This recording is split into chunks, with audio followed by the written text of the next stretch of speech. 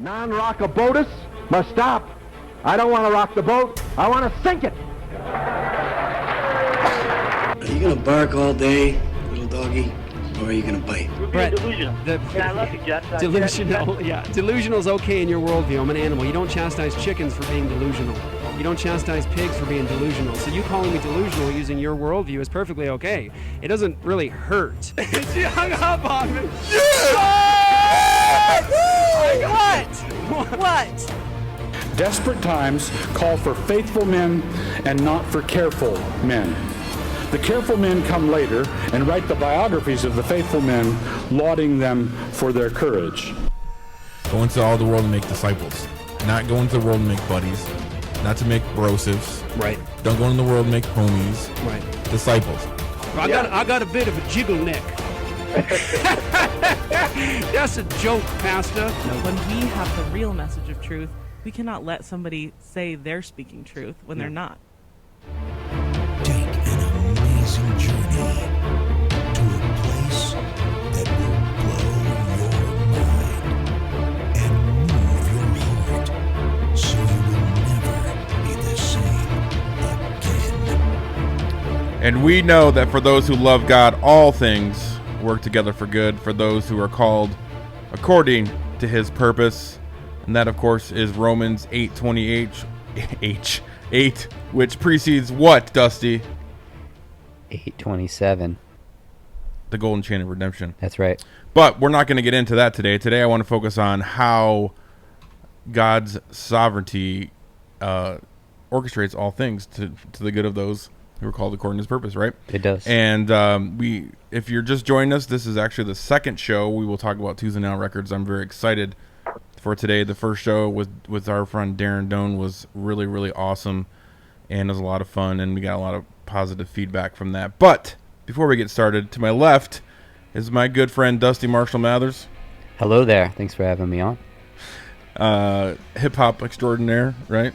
I guess so.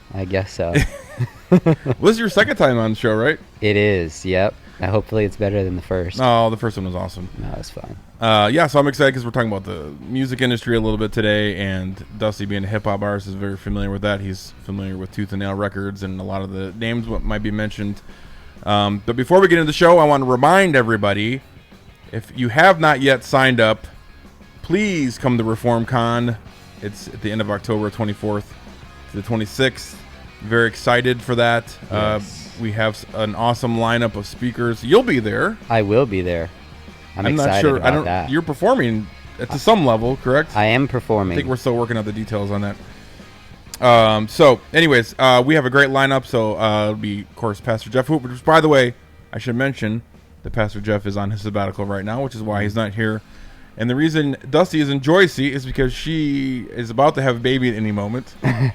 So I'm the fill-in. I'm the surrogate MC. Yes, exactly. So pray for her any moment. I just saw her a minute ago. She popped in here, and I was like, go home, have that kid. So, yes. So that's why they are not here. But ReformCon, Pastor Jeff will be there. Pastor Dr. James White. John Sampson. Andrew Sandlin. Toby Sumter. Cross Politic will be there. Theological will be there. The Dr. White will have a Dividing Line mashup show. Joe Boot will be there. And then, of course, the last day is the End Abortion Now Day. So I will be speaking. Zachary Conover, Rusty Thomas. And if you haven't heard, we are premiering Babies Are Murdered Here Too. Can't Babies wait. Are Still Murdered Here. Yes. So Can't we'll wait. be premiering it there. And I am very excited to announce a little special incentive. Oh.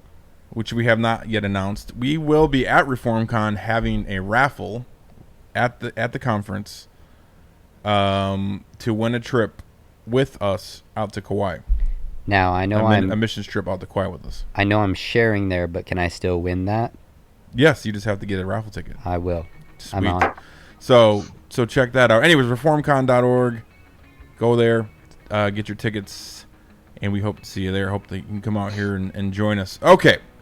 Now, that brings me to our special guest today, who's been a friend of mine for quite some time, actually, on Facebook anyways. We've never met. One day we will. But, David Lowman, what's up, brother? How you doing, guys? Good, man. I'm excited to have you on today. I think you were on like really early, weren't you? Yeah, back in the radio days, Yeah. right before you guys left radio, I was on. I think we were talking eschatology, and my blog that I did, and then was on another time and we talked Greg Bahnsen. Yes, absolutely. So the reason, and I'll have David explain more of this here in a minute, but the main reason we're having David on today is, if you listen to the first show where we talked about Tooth and Nail, the name David Bahnsen came up quite a bit. Yep. And we also mentioned David Lowman on that show, a brief mention. And so David is very good friends with David Bahnsen, and was with Tooth and Nail Records very early on. And so, yeah, man, I'm going to let you go. You just tell us the history, your involvement, and we'll go from there. It's interesting that you brought up the providence of God in this discussion, because it's actually pretty cool. And one thing real quick, if you ever do a like theology or a Reformed theology and Christian rock music, feel free to bring me out to ReformCon as a fun topic. But I think that you were talking about this idea of providence, and it's interesting, and this is a little bit of a history, and I'll try and make it quick, but before Tooth and Nail, there was Frontline Records. And Frontline was the came out of Calvary Chapel, Costa Mesa, sort of. There was a pastor. They used to do these Saturday night concerts all throughout the 70s with the early Jesus music bands. And the pastor who would speak was a guy named Jimmy Kempner. And then he left Calvary Chapel, Costa Mesa, and he started doing these Christian music nights at Knott's Berry Farm called Frontline Nights, and started noticing that like these bands like the Altar Boys and the Lifesavers and Undercover and Crumbacher were getting bigger crowds than some of the big bands like at that time Petra and Servant. Yeah. So he decides to start a record company called Frontline Records. And Frontline, we had Bloodgood, PID, just we were the edgy record company at the time. And I was working at a monstrous Christian bookstore called Maranatha Village, which oddly enough was actually housed in the original church that Calvary Chapel Costa Mesa met in.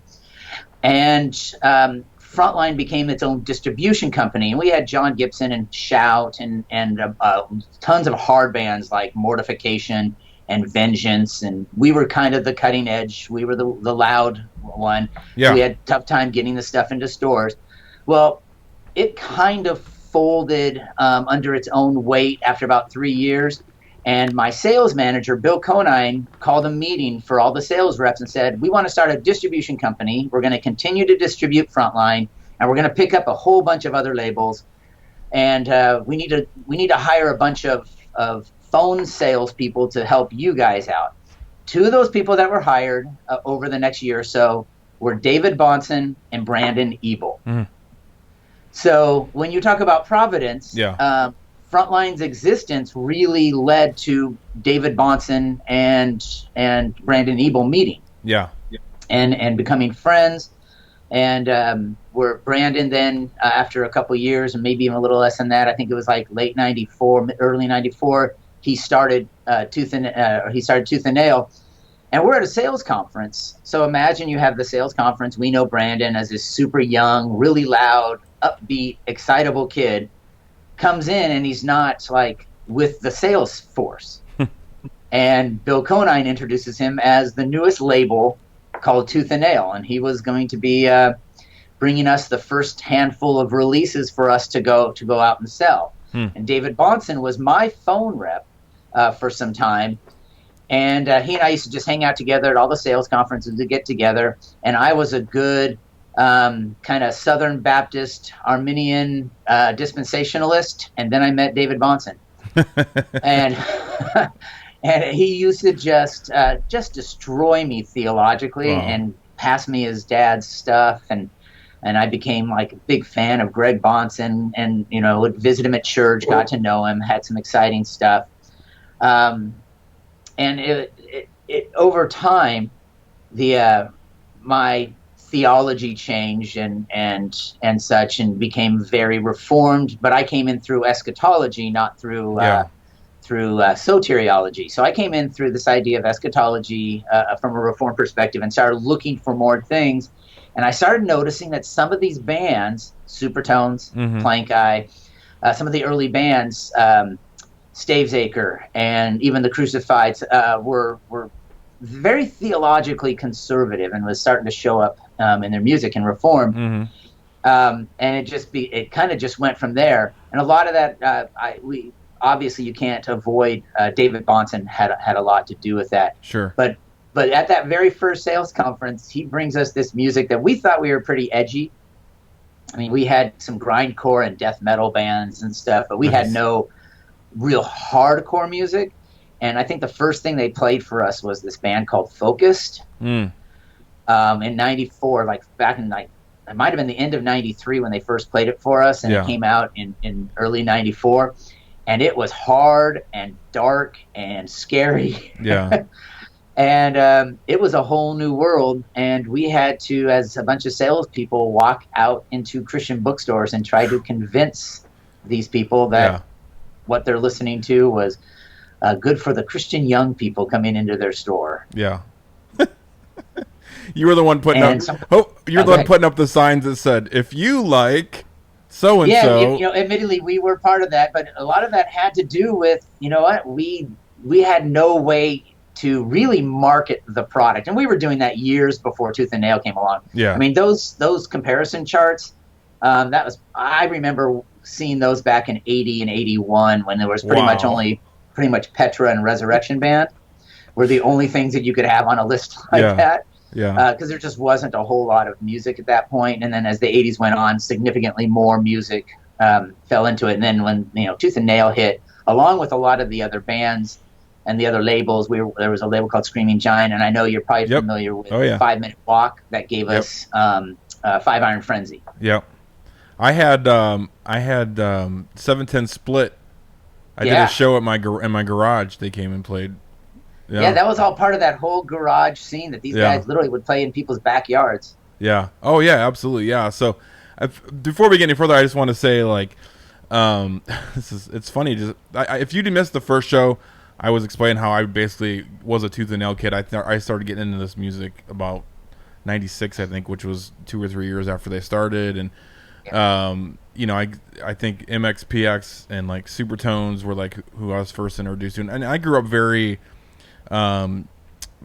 legalistic, amazing Christian family, but legalistic, and I remember and this might be before even your BC days, so you may not even know what I'm talking about, but like Twyla Paris and Michael W. Smith and like Jars of Clay, like it was like a big deal for me to get to go to those shows, And so, anyways, I started getting into them. But David, did you have distribution in like the Midwest at all? I think we had. Yeah. So Frontline. Frontline originally was with a really big company called the Bahnsen Company, and the Bahnsen Company was most known for Carmen and Sandy Patty. Yeah. Those were the two biggest artists on the Bahnsen Company, and they also had DeGarmo and Key, which was a legit good rock band.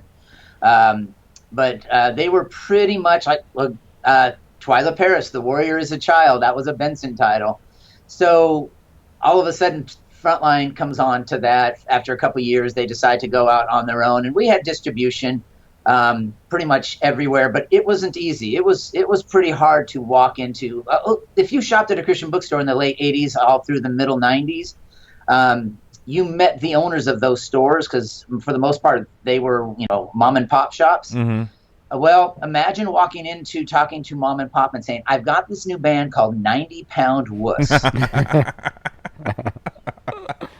That's what a Diamante or Frontline salesperson had to deal with when we walked into a store. Yeah. I mean, it was hard enough when you had something that was just like Starflyer was one of the first 2 or 3 albums that came out, Starflyer 59 Silver. And the album cover was just silver. Right. There was no Starflyer on it. There was no imaging. It was just a blank silver. And they followed that up with the album Gold, which was just blank gold. And then you had to try to explain to the 58-year-old semi-grandmother that worked at the store what shoegazer music is. So suffice it to say, again, it wasn't the easiest thing, but Yeah. what happened, especially with Tooth and Nail, and again, some of the earlier Frontline albums like Shout and Bloodgood, stuff started selling. So all of a sudden, those hesitations to carry those products, amazing how those hesitations disappear once those albums start to sell really quick. Yeah, so I probably owe you a thank you and some gratitude, because I remember, so my buddy, introduced me, like I said, to MXPX, to Supertones, and then I went to the family, I think it was the Family Christian store at that time. I think they later changed their name to the Family Bookstore maybe or something, but they took Christian out of the title, I think. But I remember going in there and like going to that section, right, and seeing the music, and they used to have the CDs, and you could actually like sample, you could like pop a CD in and listen. And that's where I ran into Focal Point and Overcome. Yeah. And that was like that was changed, hard. They were heavy. Oh yeah, and that changed big, my heavy life. bands. Yeah, and I think Unashamed, I got there, like that changed my life, and I was like, what is this? And of course, both of Overcome and Focal Point have connections with Ryan Clark and Solid State and Tooth and Nail now, but and Demon Hunter, he's the lead singer of Demon Hunter. But like that stuff changed my life. But it's because of guys like you. It's like I listen to the Label podcast, and they always joke about the charts and all that stuff, but like it's because of that I got into this music scene, and it really opened my eyes to a lot of things and really changed my life in some really awesome ways. So it's real quick though, one of the funny things about those charts is that when we did them for like Tooth and Nail oriented bands, it was really hard to find secular or mainstream bands that to do the comparison. So everything was Rage Against the Machine, like literally everything. I mean, it was just one of those things that there just wasn't a lot of comparisons because what Tooth and Nail was doing was really original. Yes, you're right. I mean, a lot of those bands that came up early on, I in many ways I think have led the way in the music industry, especially into like the metal and the hardcore scenes. And you're right, they were coming up the same time as all the underground secular bands, so you're right, there wasn't anybody to compare them to, if you like Korn, like that was probably So when a band, a Tooth and Nail band, goes out and sells like 30 or 50,000, people go, oh, that's not that many records. But in that genre of style in mainstream, they're not selling a whole lot more than 50 or 60,000 of those albums. Some of those ones that are comparable to Focused, or to The Blamed, or some of the other ones that you mentioned. Yeah, it's not a large popular style of music. So the metal we couldn't keep up with some of the grindcore death metal. We weren't selling, no one's selling Metallica numbers. But for the underground, really darker style of music, they were pretty competitive in terms of what everybody else was selling. Yeah, that's so awesome. And so if you missed the first episode we did, one of the things that's been so cool to me in this whole process of exploring this whole story really is just how, so we had Darren on, and ultimately he came to Christ because of Brandon Ebel, and then immediately got discipled by David Bahnsen. So he immediately was a theonomist, post-mill, he reformed all immediately, and he probably was getting discipled about a little bit after you, maybe, David. But so that was one end, and we just talked about how what he does with the camera has really influenced us. And then I shared the story of how ultimately I became presuppositional because of Matt Morginski from the Supertones, directly taught that to me. And so it's just cool to see all this has come together. And then so that's kind of what's spurned this conversation.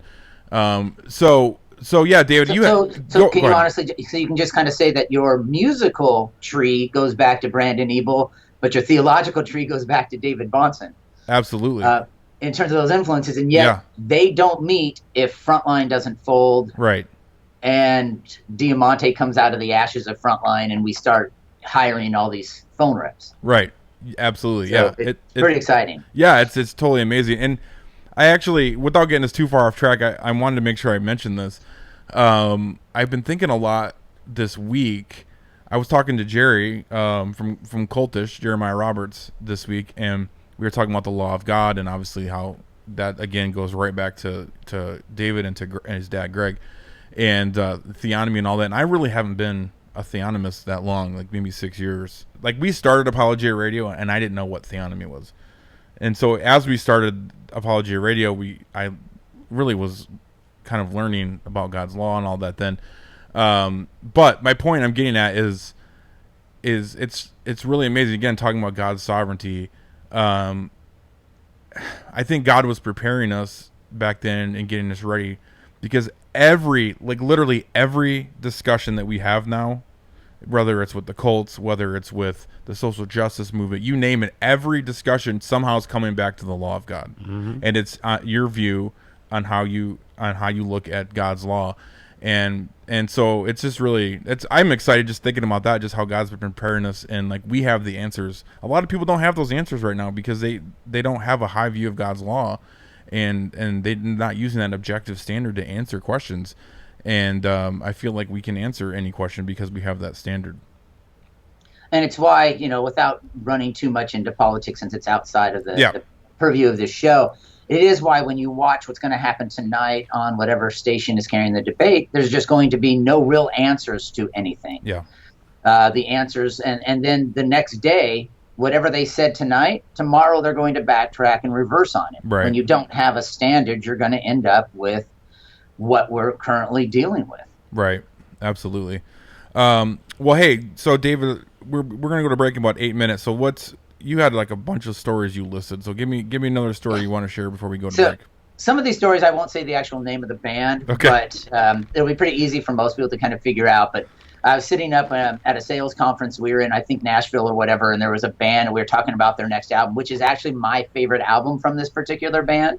And they were saying, oh, yeah, the album's going to be called, and they gave me the name of the album. And I said, oh, my gosh, that's really, for this band, that's kind of really forward in the, being very Christian sounding. And it was a band that you wouldn't think of necessarily wanting to fit into that niche or whatever. Yeah. And then I looked down and I saw that they were having some Newcastle Brown Ale, and it was the slogan on the beer bottle, and which later ends up being the name of the album. So it's just, and I don't know if they were inspired by it or if it was just one of those things that it just happened to be a coincidence. But I laugh every single time I see that in a store. That's funny. Yeah, just and it's just kind of the stuff that only Tooth and Nail would do that. Yeah. Right. The band 90 Pound Wuss. Yeah. This is my one great, and I've actually gone back and repented of this. But this actually happened. Walked into a Christian bookstore, and they said, "There's no way in the world I'm carrying a band called 90 Pound Wuss in my store." And I said, "Well, you got to understand. You see, someone yelled out from the crowd one day at a show that Jesus was nothing but a 90-pound wuss." And so they were inspired. It was just the seat of my pants. I had to make something up to get the album into the store. Later went back to the store and apologized. But the funny thing is at the next sales conference, people came up and said, "Hey, did you ever hear?" So I guess it spread. Oh, my goodness. Because the other sales reps all around the country heard that exact same story. That's hilarious. And I felt super bad, but it was like, man, I was just desperate to get that thing in. But my favorite story, actually, one of the neatest thing that happened is there was a thing called Tom Fest. Great, by the way, there was a great band called Sometime Sunday that put out a couple albums on Tooth and Nail. And lead singer Sometime Sunday put on this festival here in the Pacific Northwest called Tom Fest. And I think it went for like 11, 13 years or whatever. And the first year was in Stevenson County Fairgrounds, right in a lake, and it was like every Tooth and Nail band, every 5-minute walk band. It was just this killer lineup of people. And MXPX was there, and they had just kind of started. Maybe the second album, Teenage Politics, was about to come out. And I think the mom of one of the guys, I don't know if it's Mike's mom or whatever, was kind of road managing or managing them. And a bunch of kids came up and they were complaining that MXPX wasn't Christian enough for them. It was a bunch of Audio Adrenaline youth group kids coming up complaining about it. And she's all like, well, you know what? They're 14, 15 years old. They're kind of just writing about things that they're into. And some youth pastor says something like, well, they're obviously not into the Bible. And that set off both the salesperson and the apologist in me. Yeah. And started a very lengthy conversation, which at the very end, actually, almost all of those kids were like, oh, okay, I get it. I understand what they're doing now. We looked at scripture. We looked at the Psalms. We looked at a whole bunch of different areas about how how Scripture writes about everything. Yeah. Scripture is not relegated to a particular subject. The Psalms and the Proverbs and Song of Solomon, they write about a diversity of subject matter. And Charlie Peacock, a great Christian artist, has written on that subject as well. And so it became a real big positive. And whoever's mom it was from Dan's like, oh my gosh, thank you. That was great. I'm still going to steal a bunch of this stuff. But it became a passion to defend not just the music and the style and the look and I dealt with that enough in the 80s when I had, Stryper show up at my Christian bookstore that I was the manager of. The four girls with the earrings. I dealt with that apologetic enough that sort of stuff was easy. But their content of Stryper was always like super Jesus-y and easy. Yeah. What we call the J quotient, which is Jesus per note. Oh my God. And that's actually something we talked about at Sales hilarious. Conferences. Mine was the content. How do we have an apology in a sense for the content of diversity of thought within the music that was coming out on Tooth and Nail? Yeah. Yeah, that's good. Because I know I listened to the label. Even Brandon talks about how, like, he didn't start Tooth and Nail for it to be a Christian label, and he had bands on there at least with members that weren't Christians, And I remember, man, this gets into a whole nother discussion that we probably won't have time for today. But I can remember, like, because coming up as like a Tooth and Nail kid, just like if there wasn't, I was one of those kids that was like, if they weren't talking about Jesus every show, I was mad at them. You know what I mean? Yep. And it's like, but I had no idea really what was going on. And I can remember even like seeing bands that have like, they were drinking beer and I was like, what is their problem? Like this was before I was reformed. But just, I was like one of those youth group kids that loved the music, but was super judgy of the bands themselves and how they acted. And trust me, I got to know quite a few of them. You didn't want them to talk about Jesus from the stage, some of them. Do we have like 1 minute to share a story? Yes, go for it. Okay. This is one of my favorite stories, and it's actually a little bit before this, and this has a conversation that's the Christian artist Steve Camp had with Carmen. Okay. And Carmen actually covered several of Carmen's biggest hits were actually Steve Camp songs. Really? Like You Cover Me. It's actually a beautiful song. It's a great song, and that's actually a Steve Camp song that Carmen covered. And Carmen said, to Steve one day, he goes, if you would just stop it with all this theology, you would sell a whole lot more records. And Steve Camp's response was like, I'm glad you stopped it with theology. Because Carmen was at that time very word of faith and just horrific theology within his worldview. And so Steve Camp's retort was like perfectly spot on. And getting back to the Tooth and Nail, there were just some people you're probably better off if they didn't speak from the stage. Because you wouldn't know, because a lot of them were just immature. Not of that they didn't love Jesus, but man, they just weren't there. It's like, hey, I got saved 6 weeks ago, started a Christian band. Yeah. Sort of thing. Those people, I don't necessarily need them talking to my youth group kids about the gospel. Well, plus you think about, you see a lot of bands now that maybe have been around for a while, and then you see them, renouncing Christ. And I think of, Aaron Gillespie and Spencer from Under Oath, which destroyed my heart when I heard that. Mm-hmm. But Derek Webb is, I think, one of the biggest ones. And in fact, the mainstream CCM. Yeah, absolutely. And and so like, but you think about it, really this thing that's plaguing our church and our culture is with teens. They grow up thinking they're Christian, and then they graduate high school and real life hits them, or they go to college and all of a sudden they're not Christians anymore. And there's a lot of reasons we can get into at a different time as to why I think that is, but that affected a lot of these bands too. You get these bands that grow up in the youth group and they're like, yeah, we love Jesus, and and then they start to go on the road and they start hanging out with other people, and then they're like, yeah, I don't really care about Jesus anymore. And someone gives them a book by Rod Bell or McLaren or something like that. Yeah, exactly. And that's actually what happens to a lot of them. And I think a fun story that you'll appreciate was something maybe after the break, take a little while, is Greg Bahnsen's impact on some of these bands. Oh, I'd love to hear that for sure. Yeah. Okay, so with that, we'll go ahead and go to break right now then, and then it's about 4 minutes. When we come back, then we'll have you pick up on that story. So thanks everyone for watching. We'll see you at the other side of the break. Hey, no, no, hey, no, no.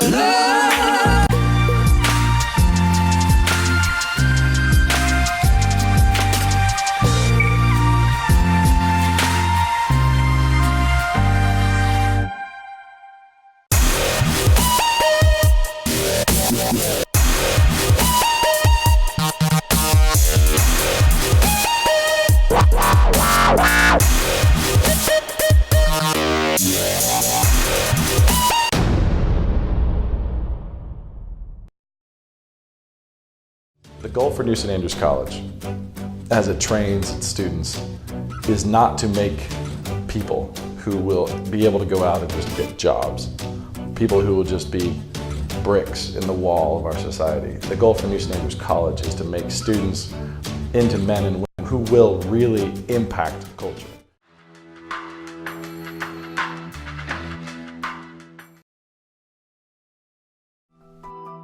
I want their faith to not just be something that stands, but something around which culture can be built. We want students who can think critically about arguments, but also about the culture around them, that can then speak clearly to it, and that also have the ability to influence and shape because of the power of their message.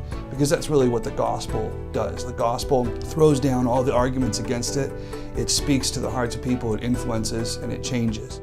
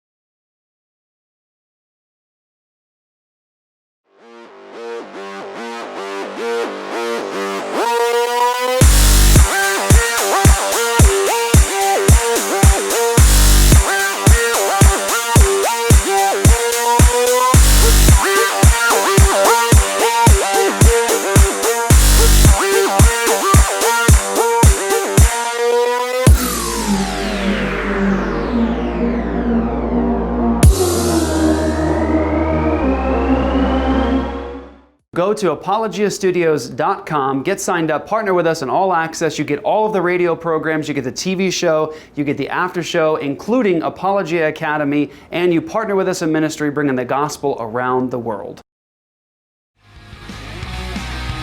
All right.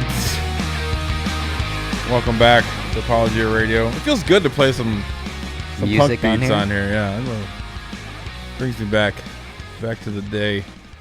So, I'm I miss all that atmospheric trance music that normally gets played.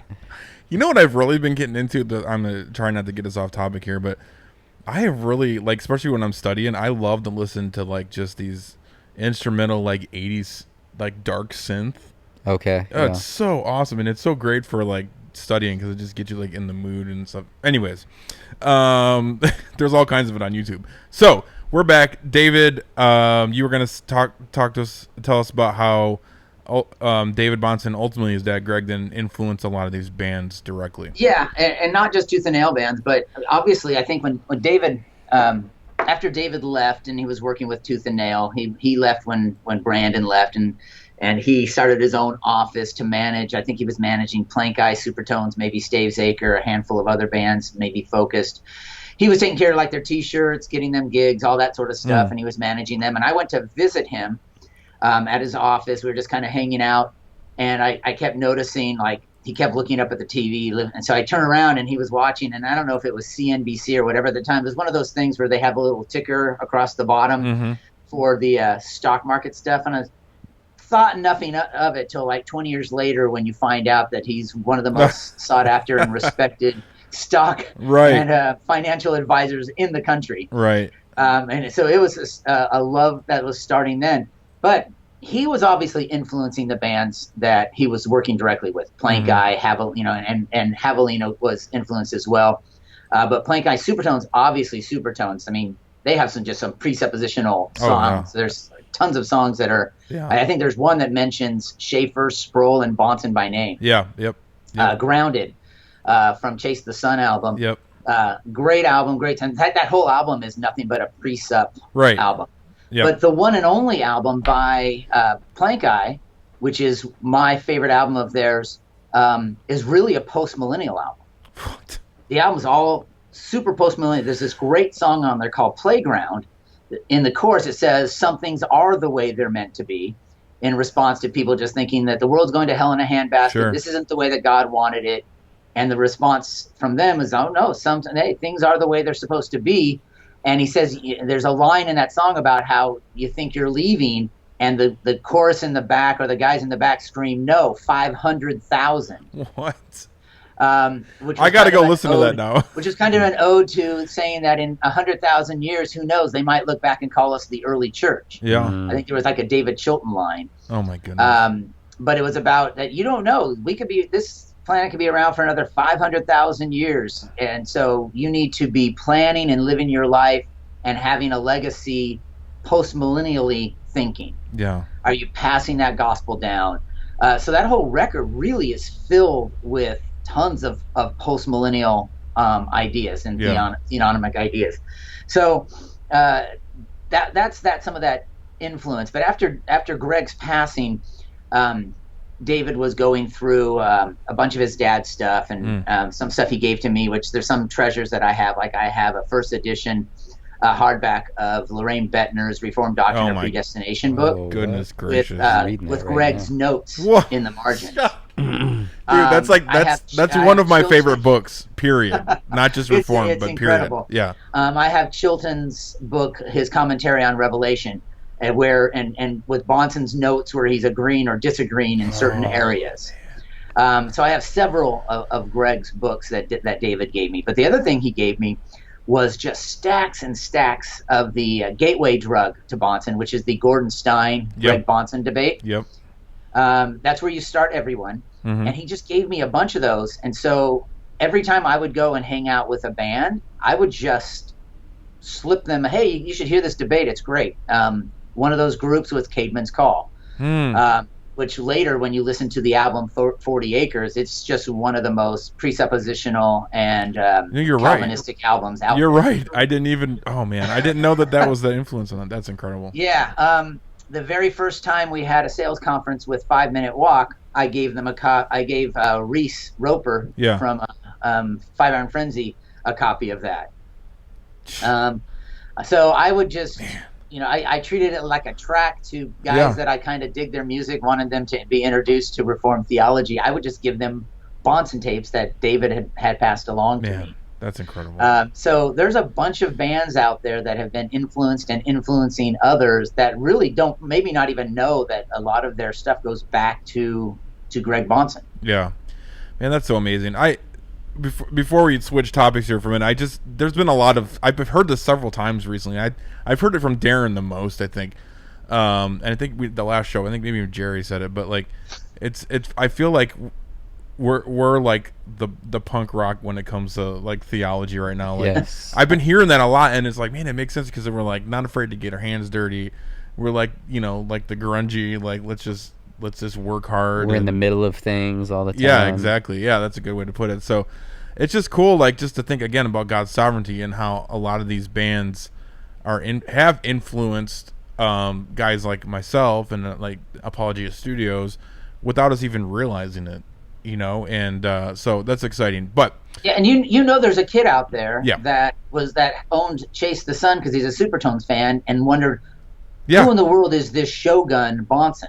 right, yeah, And Googled and found out and got into. I guarantee there's a ton of stories behind that. yeah. Oh, I'm sure there's you're exactly right. And again, it's one of those things that probably, this side of heaven, this side of eternity, we'll never know. But one day, it'll be like, oh, and here's your legacy from just this album, So, I wanted to stay in the same overall topic, but kind of switch here a little bit. And so we were talking. There was I think it was 2 or 3 episodes ago the Label podcast did. And again, if you haven't seen that, if you're into the underground music scene, you got to go check out this podcast. It's incredible. But they did one with KJ52, and so I was talking to Dusty this week, which is why one of the reasons I wanted to make sure he was on. And he's like, "Oh yeah, I know KJ52." And so the story is with Tooth and Nail. They actually started I think, David, you correct me if I'm wrong, but I believe they started with Uprock, and then they had KJ52, and they ended up starting BEC, which is like their CCM, contemporary Christian music label, and like he was on there, and I think Supertones went to BEC too as well. A lot of the bands that were more commercially successful were kind of funneled over there, and a lot of that had to do with that Brandon, that Diamante had a distribution deal with Tooth and Nail. Okay. But Brandon wanted to take a lot of his potentially bigger bands to another company, to EMI. And so he put them on BEC. So Plank Eye moved over, Supertones moved over, Jeremy Camp released the first album immediately, and then immediately got moved over to BEC. And so that's kind of the larger distribution company ended up with the best selling of the Tooth and Nail bands. Gotcha. So Dusty, you were in the hip hop music industry, if you will, before coming to Christ, and so I just want to hear how all this kind of ties in with you personally, with your involvement in the music industry, and again with God's sovereignty and all that. So I was I was getting sober. That's first I was getting sober in Las Vegas, and I was at my desk, and I've been involved in secular hip hop for a while, and then someone came to my desk one day and knew that I was trying to get my life together and going to church and stuff, and he came down and he set a CD on my desk, and it was Lecrae Church Clothes album, and I'd always just listened to like the worst of the worst hip hop leading up to that point. But tying in, I was kind of introduced to Lecrae's music, and then to Truth, and KJ52 is his stuff is stuff that I'm not a big fan of KJ, but I enjoy his backstory, and he's really fun. I've met him a few times and done events with him. Right. He's a fun guy, but tying into the story what you guys were talking about earlier about how you don't want some of those artists talking about theology with their audience, how that's better, that's still the argument today in like Christian hip hop transferred over. It's like, well, if you're not saying Jesus over and over again, you can't technically be labeled as a Christian artist. And that's created this thing where Christian artists, and we talked about people saying I don't believe or going apostate, is they sometimes blame it on the fans, because they're like, well, they're calling out every single thing that I do in my life and saying that I'm not Christian enough, and it ends up pushing them away. That's what happened with Under Oath. Yep. Yeah. That's exactly what they said. Yeah. Yep. So it's just it's interesting to see how that argument continues to go on and continues to, make artists want to not even be involved in having the Christian label. If that makes sense. Mm-hmm. Yeah, I mean Jay Givens. I'm thinking of hip hop. Jay. Yep. We've talked about this. That was something that crushed me too, because I love Jay's music, and he was on Humble Beast, and was a year and a half ago maybe or something. Yeah. He announced that he was no longer a Christian, and that he was homosexual, and that he was, having a meth addiction, I believe, right? And, and now he has AIDS, right? Yeah, it's just, it's crazy. I don't know though. I don't think he would say that he's not a Christian anymore. Oh, okay. But that's another conversation. That's another conversation, right? But then on the flip side, we talked about in the break, like you got someone like Chance the Rapper, who who is super mainstream, and if he wouldn't said I love Jesus, you wouldn't have any idea that he loves Christ, right? But then and then he comes on and says, oh yeah, I love Christ, and he talks about how I believe he says he's a Christian, right? And but then you hear his lyrics and you hear some of the stuff he says, and it's like whoa, time out. What's going on here? And I've heard the conversation about it with artists. They talk about Chance just being someone who talks about his life at that moment. And I know there's a lot of bands that are like that as well, where they talk about their life and what's going on at that moment. At one time there was a lot of drug stuff going on for Chance, and then there was a transitional period, and now it's getting softer, and it seems to be getting softer and softer. But that is the question, is like, do you want some of these guys really being the ones who like raise up a generation of younger Christians and talking about their theology, or Right, absolutely. So David, you were saying you had an early on Christian hip hop. Yeah, I don't know. We were one of the first labels. This is back at the Frontline days, and we had PID, which was Preachers in Disguise, and they were kind of a old school 80s rap. But in terms of the first true legitimate gangsta style rap, West Coast rap, was a group called the Gospel Gangstas. Yes, I know the and Gospel Gangstas. That first album is still one of the truly great Christian rap albums, truly great rap albums. It's a brilliant. I think there's like 17 songs. The thing goes on for like 84 minutes. It's really a long album. Wow. We were just happy that thing came out in the era of CDs, because but it was incredible. But imagine walking into a Christian bookstore in that era and that time and saying, yeah, there's a few N-words on this album. So I mean, it was legit. It was heavy. But if you know anything about that album, it's worth owning. It's worth tracking down. It's still a great album. I have to go check it out too. I want to know what that sales pitch was like. Seriously. Especially, I know what those guys look like too. So here's the thing. This is one of our little unknown stories of back in the Frontline days. We sold a compilation of different rap artists that had PID and D-Boy, who was actually murdered. Oh, wow. Really great guy, though. His mom was Rosie from The Cross and the Switchblade, was the real Rosie. Interesting. From the story of The Cross and the very popular movie and book. D-Boy was murdered after his second album. But we had a ton of different rap artists. We were going well into that. We were working with a guy named Tim Miner, who worked with a bunch of artists. And so we were going to put out this compilation. Well, this group, the Gospel Gangstas, had the best song on the compilation and kept sending in songs. So we just released it as we pretty much just took the compilation away and released it as a Gospel Gangstas first album. And literally had 0 returns on it. Nobody complained because that thing was selling before it ever was released. Wow. Everyone knew about that band. And they were legit. There are 3 of the 4 guys served time. I mean, it was not an imitation fake rap album. It was truly legitimate, and it's a great album. And those guys, they did like a tour, I think, last year. They had in Vegas. My buddy who has a venue out there, he said that he had the Gospel Gangstas come through, and they're still. I don't know how long ago that was, but that's awesome. Still rapping. That's so awesome. Yeah, very cool stuff. It's funny now. I think a lot of talking about just bands and groups like with solid theology. I think Christian hip hop is really leading the way. You got like Humble Beast, you got Lamp Mode, Cross Movement. A lot of these groups are straight reformed and like have incredible, the lyrical theology they talk about. Like, it's amazing, and it's a lot of stuff is just really worshipful. You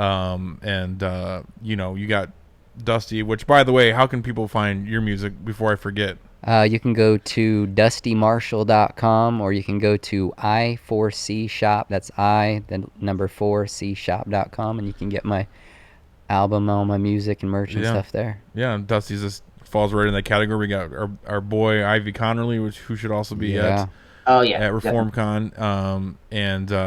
Yeah, I mean, it's awesome and encouraging to see that. So speaking of that, then to flip it back into like the metal and punk and underground scene like that, David, what bands, if you want to, because you shared this with me a little bit, what bands do you know of today that are really strong? It's kind of interesting you bring it up. I find that lyrically the two best styles are really, really hard, like metal, thrash metal, or hardcore, and hip hop seem to have like the best lyrical content. Like I've never found like the punk rock bands generally to have like great lyrical content. Supertones were a ska band, so they kind of stand out. Plank Eye was more of an indie band, and so but a lot of just the straight melodic pop punk. Usually was just kind of fun oriented songs. Capital Lights and some of these other bands. But even early on, bands like Tourniquet, which is probably one of the best intricate speed metal bands, always had phenomenal content. Wolves at the Gate. That's about as reformed as you can find.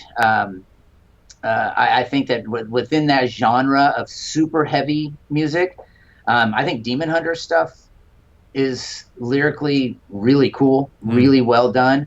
And here's a fun one for you. And I don't know how many people even know about this, but it's been, I think, 2 or 3 albums now. But and I think he's probably a little more in the charismatic line of stuff, and it definitely seems to be dispensational. But Blackie Lawless from Wasp, the big '80s band, became a Christian, and he's pretty legitimate, super solid. He wouldn't put an album out for years because he wanted to study.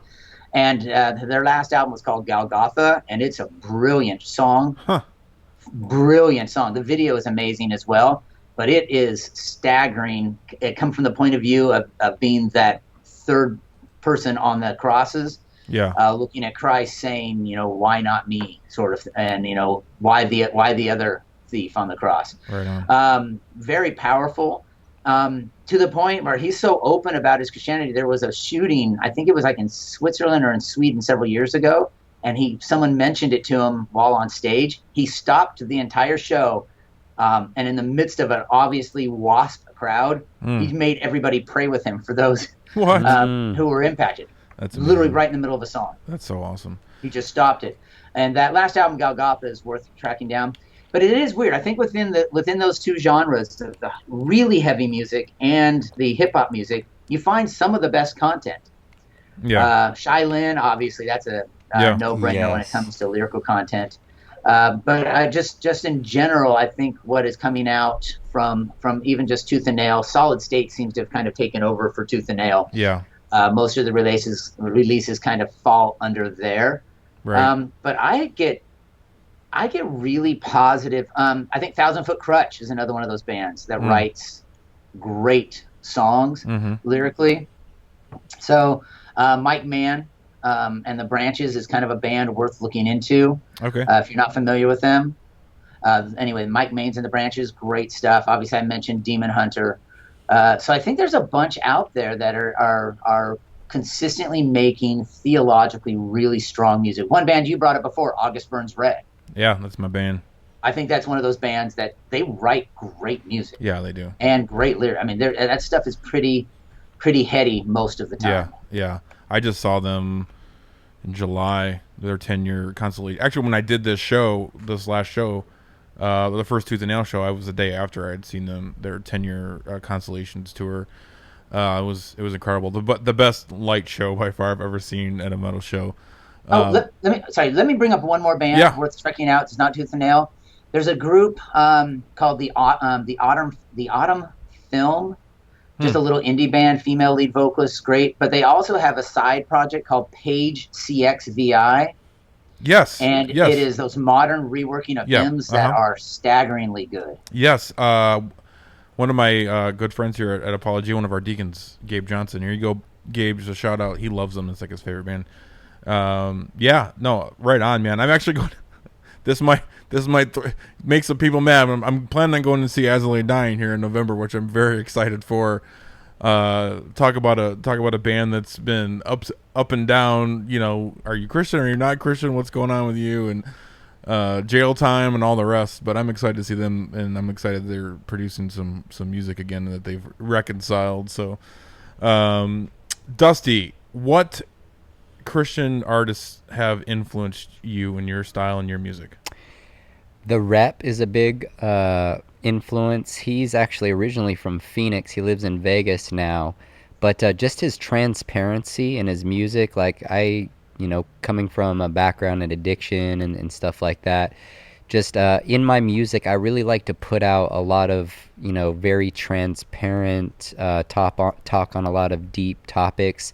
And he was someone, when I first started listening to hip hop, I was like, man, or Christian hip hop, he was one of those guys where I was like, man, this guy shies away from nothing. Like he's talking about like just really dark things that go on whether you're Christian or not, and he's not afraid to tackle it from a Christian perspective. He's not just putting out music that's feel good. So he was a big one, and I actually, when I lived out in Vegas, we got to hang out some. And right on, man. That's awesome. Sorry, David just texted me, said he's got to go. So Okay. Hey, brother, thanks so much for being on, man. This has been awesome. It's a blessing, and I hope to be able to do more on this conversation with you in the future. I'd love it. All right, brother. Thanks so much. All right. Talk to you guys soon. All right, later. Bye. Sorry, you can continue. I didn't want to cut you off. Yeah, no, just listening to his music, a lot. He's very lyrical, and I came up in an underground scene, of hip hop, and I've always been into dark music, whether it's Christian or not. When I say dark, I mean, talking about things that people probably wouldn't talk about normally in normal conversations. And, talk like for instance, what we talk about with abortion, and the album that I put out talking about an area of abortion, or porn addiction, or just all the things that, seem taboo somewhat in society. He was talking about it from a Christian perspective, so I really respected that. Right on. I think we talked about that the last show you were on. That's one thing I love about the guys like you and Ivy, and just some of these, and even like Seven. We didn't talk about Hog Mom, but like talking about Raw, and real. Like Hog Mom is the real deal. Like, and I love that about. I think it's hip hop more than we're talking about metal and stuff, but just the rawness of music, and what you've gone through, and how it all points to Christ. Again, just talking about God's sovereignty. Like, there's three of us, and we all have completely different stories, but how God orchestrates everything, and all at some point ties in together somehow. Sure. And it's just amazing. I love just hearing stories like this, how it all points back to God and his sovereignty. So and I think that comes back to also being like a genuinely talented artist, like we talked about, being genuinely who Christ has made you to be, but being able to express that in music and make it good music, where like you talk about the Supertones and how they're reformed and post-mill, and being able to express that but make the music really interesting, and like a lot of people can rally around it. There's like an art form in that too, because you can be really genuine but make music that people are just kind of like, okay, that's cool, but if you can make it very relatable and catchy but have that same deep message in it, well, then that's a real genuine art right there. No, you nailed it. I think this is something we talk about a lot. It's just making art, and specifically we're talking about music here, to the glory of God, right? And so I don't want to harp on this, but a lot of the issues we have with like mainstream Christian media is that there might be good theology and might have good lyrics, but the music's terrible. Right. And so you're right. Like I'm thinking that you mentioned like the Supertones, someone who had incredible theology, and at the time I didn't even realize, when I was listening to him, I didn't even realize how solid the theology was, but the music was awesome, and so this is what we're talking about, how we should be modeling really our Creator, and that he created all things good, right? And so we should have that same mindset. Where not only is there going to be good lyrics, but the music itself is awesome, and it's good, and it glorifies God, and it's not terrible, because I would say terrible music does not glorify God, right? Because you're not doing the best that you can do. Right, yeah, you can do it two ways. You can make terrible music that maybe sound theology, and that's still questionable. But then at the same time is you can make really great sounding music, but the topics and the context could just be horrific, and then it's still bad. Yeah, exactly. Right on, man. Well, I think we're about done here. So I thank you, Dusty, for being on today. I'm glad you got to pop in here. And thanks for having me. Yeah, absolutely. So again, as a reminder, sign up for ReformCon. It's reformcon.org. Hope to see you here in October. As always, I say this sincerely. I don't want to sound like I'm beating a dead horse with this, but we legitimately appreciate all of our all access subscribers. You literally make all of this happen. The lights, the power, the gospel's free, but electricity is not. And so we thank you. And if you are not on our all access, you can subscribe to there. You can go to apologiastudios.com and sign up. It's $9.95 a month, I believe. So please join with us, partner with us in what we're doing, and also go to endabortionnow.com.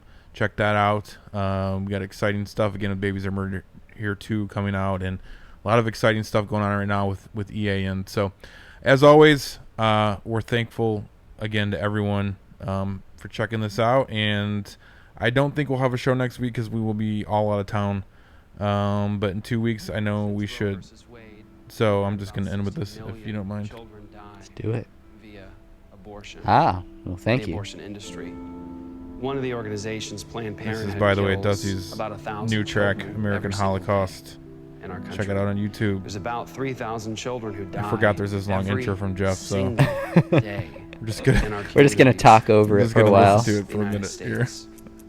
And they're killed through abortion. There's a number of different ways that you can take the life of your child in our country through abortion. You can kill your child via a pill.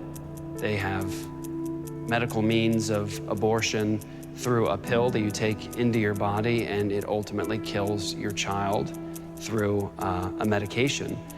There's also means of abortion that are most common in terms of the surgical abortion, where the doctor goes into the woman and essentially pulls the little boy or little girl apart limb from limb. So sharp instruments and tools are forced into the woman to tear the child into pieces, literally into pieces.